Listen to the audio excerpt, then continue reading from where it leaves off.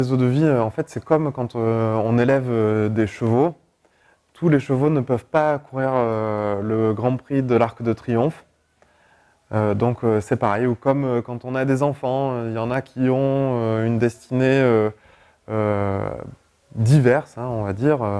Il y en a qui seront médecins, d'autres avocats, d'autres, je ne sais pas, menuisiers, d'autres qui seront artistes. Et là, c'est un petit peu pareil avec les eaux de vie. C'est-à-dire que d'ailleurs, c'est une partie du métier de maître de chai, c'est de voir quel est le potentiel de chacun de nos enfants, ici par exemple au Cognac-Ferrand, et donc d'évaluer quel est le potentiel de vieillissement de ces eaux de vie. Ça ne veut pas dire que l'eau de vie est de moins bonne qualité, c'est juste qu'elle aura une destination différente. Voilà, donc c'est vrai que les eaux de vie qui seront à une maturité, on va dire, vers 10 ans, seront plutôt utilisées dans l'ambre. Donc ce sont des eaux de vie plutôt fruitées, avec une note un petit peu de pain grillé, un petit peu vanillé. On cherche voilà, ce côté un petit peu jeune, un petit peu fougueux des eaux de vie. Alors que plutôt pour la sélection des anges, déjà, si on peut, on fera une sélection au vignoble. Alors là, on parle de la sélection des anges pour dans 70 ans, ou dans 50 ans, ou dans 30 ans, suivant l'eau de vie. En tout cas, pour les eaux de vie qui vont rentrer dans des assemblages assez jeunes, c'est-à-dire vers 30 ans pour la sélection des anges, c'est vrai qu'on essaye même de sélectionner des terroirs qui permettront d'avoir une expression complète de l'eau de vie, enfin du cognac, au bout de 30 ans.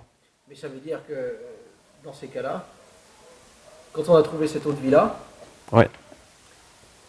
On la met dans quelle sorte de fût? Alors, c'est quoi? C'est du grain fin? C'est du non. grain, alors chez nous... Chez sec, chez humide, enfin bref. Ah non, mais je pense que ça, la vérité est un petit peu dans les deux. C'est-à-dire, au niveau des chais, je pense qu'un passage en chai humide, pour avoir le charnu, pour avoir l'élégance en bouche, la rondeur, je pense que c'est un passage est nécessaire. Aussi bien qu'un passage en chai sec sera nécessaire pour travailler la palette aromatique des eaux de vie, pour avoir une palette le plus large possible. Ça veut dire qu'il y a des fûts qui vont... Il y a des eaux de vie qui vont être transvasées d'un chai à un autre, suivant les opérations nécessaires au long de... C'est incroyable ça. Hein, c'est fantastique. N'hésitez pas à montrer le verre, au contraire c'est bien ça. C'est incroyable de cerise et de fraise ça. Ah oui, hein, il y a une note de griotte un petit peu cuite. Mais il y a aussi un petit peu de cannelle, enfin c'est une palette aromatique. Ce qui est bien avec ce cognac, ce qui est bien avec ce cognac, c'est que c'est un verre que l'on peut laisser pendant 3 heures, 4 heures et qui continue. On a au fur et à mesure différentes couches successives qui arrivent et c'est vraiment un cognac pour le coup d'exception. Là. Mais alors ça c'est quoi? Alors ça donc c'est le cognac que nous avons concocté pour la part des anges, donc qui est appelé mémorable. Dedans il y a des eaux de vie exceptionnelles et exceptionnellement rares. On a un petit peu de 1806, un petit peu de 1914 aussi, 1933 et 1972. Voilà. Donc là, c'est vraiment... C'est incroyable, j'ai l'impression de me retrouver avec un sac de bonbons sous le nez. Ouais. Ah oui, il y a un fruit qui... Justement, c'est des eaux de vie. Là, c'est vraiment le type d'eau de vie qui peut aller jusqu'au bout de l'élevage, sous bois, et qui continue à être vraiment expressive, qui continue vraiment à avoir sa propre distinction. Et chez Cognac-Ferrand, en tout cas, c'est ce qu'on recherche. C'est vraiment des eaux de vie qui arrivent à exprimer quelque chose de très différent et qui sont des objets un petit peu rares, comme des liquides un peu rares comme ça. Comment arrive à faire ces couches successives? Parce que là, on sent ceci, on sent cela, on va faire plein de choses. Ouais. Il y a la qualité intrinsèque des eaux de vie, qui est, on va dire, 90% du travail. Et après, on peut dire qu'il y a un certain pourcentage qui peut être attribué à l'assemblage de ces eaux de vie.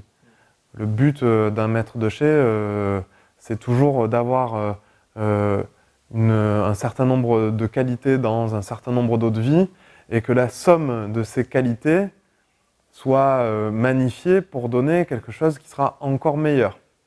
Je ne sais pas si c'est clair pour vous. Ouais, c'est clair. Bon. Et alors, si je... Donc, par exemple, là, ce que l'on recherche dans le 1806, c'est vraiment, c'est donc pré-phylloxérique. Hein. Donc, c'est un petit peu la tenue de l'eau de vie. C'est quand même son nez assez droit. Après, dans 1914, c'est une eau de vie qui est très fine. Donc qui va vraiment amener beaucoup de finesse, mais en même temps une palette aromatique qui est assez intéressante. Il y a des notes un petit peu de tabac, un petit peu de toffee que cette eau de vie de 1914 va amener. C'est incroyable ce nez. Ah oui, c'est clair. C'est un produit qui est exceptionnel. Ensuite, bon, l'eau de vie des années 30 va venir un petit peu amener de richesse en bouche, un petit peu de vivacité aussi.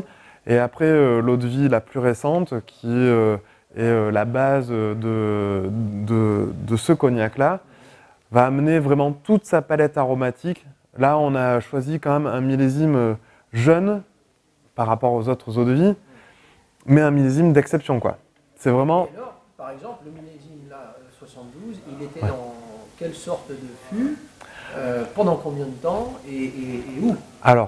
Alors là, par contre, il avait... Alors bon, bien sûr, c'était des fûts qui datent d'avant ma naissance, distillés avant ma naissance. Hein. Ouais. Et donc là, je pense que ça... Là, comme toutes les eaux de vie au Cognac Ferrand, elles ont eu un passage en chai humide et en chai sec. Bien sûr, on a cherché avant tout à ce qu'il y ait une réduction naturelle dans ces eaux de vie. Donc, un long passage en chai humide pour que l'adjonction d'eau se fasse naturellement, ou la perte en alcool plutôt se fasse naturellement, le plus naturellement possible. Voilà. Alors, pour répondre au niveau du chêne, nous, ce que l'on recherche très précisément, c'est plutôt un chêne qui va avoir entre le profil type, c'est un chêne qui va venir plutôt du Limousin, qui va avoir entre 150 et 250 ans, qui va malgré tout avoir un grain. Alors, qu'est-ce qu'un grain? Un grain, c'est la différence qu'il y a entre deux cernes d'accroissement. D'accord? Donc, un chêne, tous les ans, va fabriquer une cerne pour l'été, une cerne pour la période un peu plus hivernale. Donc, la distance entre deux cernes hivernales définit la taille du grain. Donc nous, ce que l'on recherche, c'est quand même un grain qui est assez gros par rapport aux standards de tonnellerie. Bon, on ne va pas rentrer dans des détails trop techniques. Après, ce qui est l'autre période extrêmement importante dans la vie du bois, c'est le séchage. Donc nous demandons aux tonneliers qui travaillent avec nous d'avoir un minimum de 24 mois de séchage et, contrairement à d'autres maisons de cognac, un maximum de 36 mois de séchage. Les études que nous avons pu mener en parallèle avec, en collaboration plutôt avec certains tonneliers, montrent que les caractéristiques organoleptiques que l'on peut rechercher dans le bois sont à leur optimum entre 24 et 36 mois. Alors certains prolongeront la maturation du bois sur parc. Nous, en tout cas, Cognac Ferrand, le bois qui correspond le plus à nos critères de qualité est un bois qui aura mûri entre 24 et 36 mois. Par exemple, on se rend compte que au-delà de 24 mois à 36 mois de séchage, finalement, la quantité de tanins d'élagitanin, donc ce sont les tanins du bois, finalement, suit une courbe asymptotique. C'est-à-dire qu'on perd de moins en moins de tanins. Donc, au niveau tannique, on se rend compte qu'il n'y a pas forcément un intérêt à prolonger au-delà de 24 mois la maturation sur parc. Par contre, on sait qu'il y a des phénomènes physico-chimiques au niveau du bois qui se font par aussi un apport un petit peu exogène de certains vecteurs biologiques. Alors vecteurs, peut-être on ne va pas utiliser ce mot, mais de certains agents biologiques. C'est quoi? Ce sont des champignons, voilà, des champignons qui dégradent la lignine, exactement. Et donc, on s'est rendu compte, pour ce qui est de Cognac Ferrand, que l'optimum, en tout cas aromatique du bois, en général, était compris entre 24 et 36 mois.